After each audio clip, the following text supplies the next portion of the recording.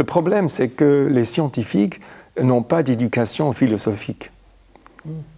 Si on regarde la philosophie de la science, même la structure de la pensée, la logique, tout cela vient de la philosophie.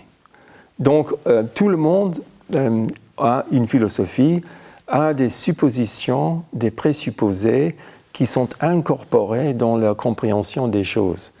Et le problème, c'est que quand on devient scientifique, on devient médecin, on devient biologiste, on devient psychologue, on adopte ces présuppositions inconsciemment. Parce que les conférenciers universitaires, eux-mêmes ne savent pas ils ne font pas cette distinction entre les présupposés et la méthode scientifique. Donc, c'est une continuation. Il faut une prise de conscience pour vraiment avoir cette réalisation. Et c'est un peu c'est exactement ce qu'on a fait dans le Galileo Commission Report. C'est le rapport de la commission de Galileo Commission, qui a été écrit par un philosophe scientifique, Harald Wallach.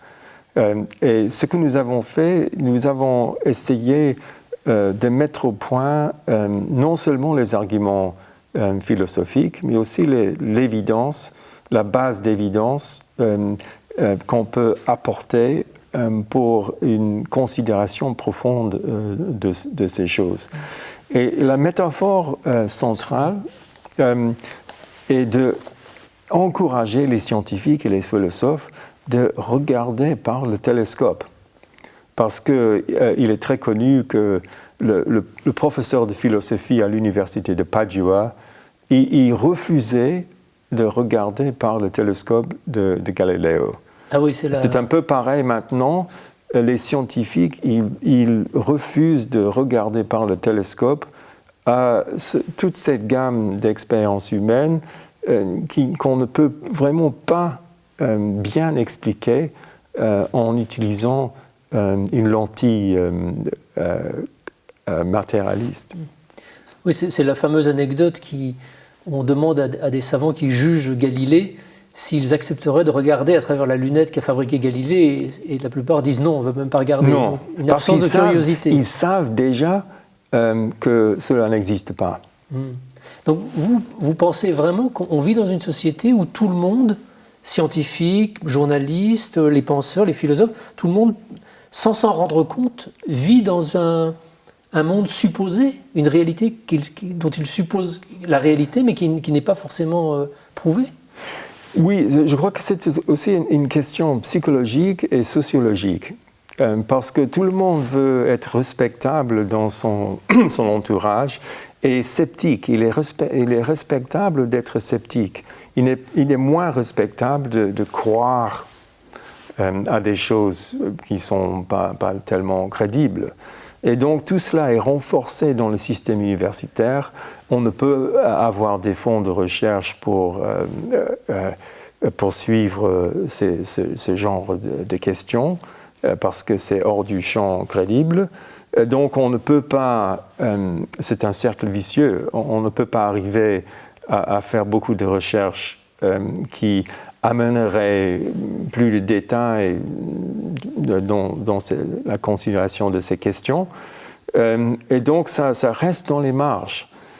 Mais ce qui arrive maintenant, qui donne, je crois, un peu d'espoir, c'est qu'il y a de plus en plus de scientifiques, de psychologues, qui se disent, comme Max Planck, que la conscience est d'une façon ou d'une autre fondamentale. Il a dit ça en 1931. Je regarde la conscience comme fondamentale. Et si nous poursuivons un peu notre propre expérience, bien sûr, sans la conscience, il n'y a rien. Il n'y a pas de science, il n'y a pas de philosophie, il n'y a pas d'entretien, il n'y a pas de relations. Donc, je crois qu'il y a une lente prise de conscience que la conscience est beaucoup plus, l'esprit est beaucoup plus fondamental qu'on ne pensait. Et dans la philosophie, par exemple, il y a de plus en plus de philosophes qui regardent ou qui étendent un peu leur point de vue au panpsychisme. C'est-à-dire qu'il y a une sorte de proto-conscience partout dans l'univers. Donc il y a un peu de mouvement, mais les institutions, le Royal Society et l'Académie des sciences, ils sont un peu rigides, je crois. Ce rapport Galiléo, on peut le trouver où? Oui, on peut le trouver sur l'Internet, galileocommission.org. Très bien. Il y a un sommaire en français, il n'est pas encore traduit en français, mais il y a un sommaire dans 13 langues, je crois. Bon, ça donne envie de le découvrir en anglais alors. Oui. Donc si je résume, la science n'a pas forcément tous les outils pour intégrer la difficulté de travailler sur des expériences subjectives.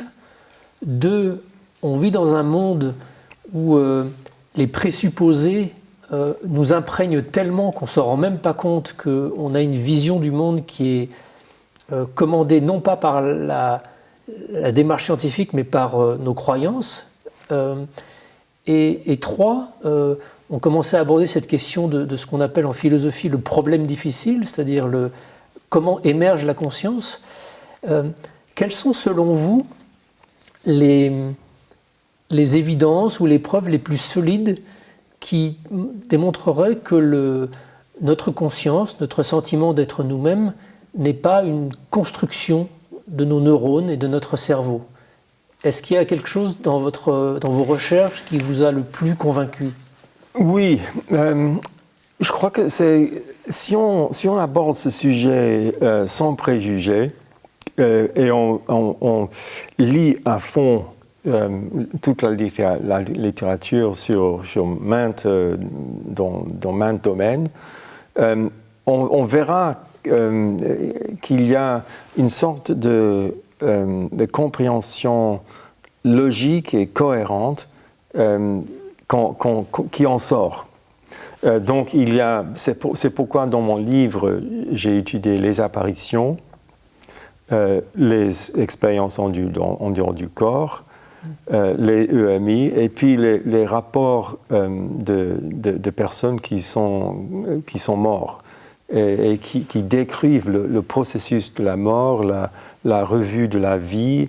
Il y a toute une... Donc c'est quelque chose de... il n'y a pas de knockdown. Il n'y a pas un seul cas où on dit ça c'est la preuve et on n'a pas besoin de rien d'autre. C'est plutôt un processus un peu qui va lentement mais systématiquement, parce que ce n'est pas une petite particule ici qu'il faut expliquer, c'est plutôt un système de rapports et tout un système d'évidence qui est cohérente.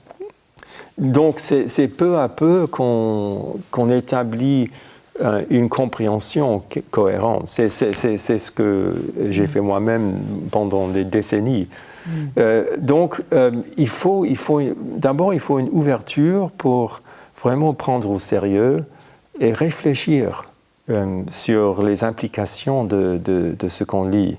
Donc il n'y a pas de réponse rapide à cette question.